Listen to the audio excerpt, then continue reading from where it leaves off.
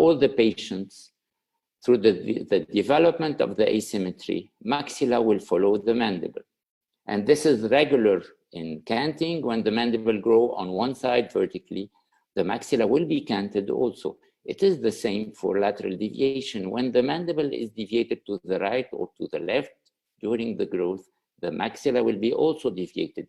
And in all our cases, we did a LUFUR1 associated to the USSO to correct the asymmetry. So all our cases has USSO on the lower, LUFUR1 on the upper.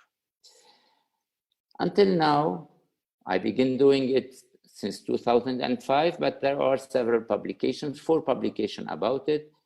The first one of Özdemir in 2009, about 12 cases. Waldwender, 26 cases. The team of Reinecke with Burks in 2015, 23 cases. And recently Lane with 56 cases. Our series since 2005 till now is 169 USSO. This is probably the largest series ever done. You're wondering how come one surgeon in a small country like Lebanon, we have this big series.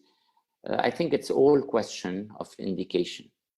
When you try to do USSO, you will find more indications for USSO.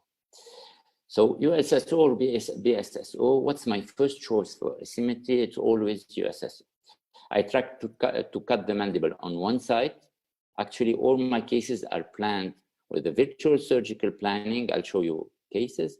At the beginning, we didn't use virtual surgical planning because we didn't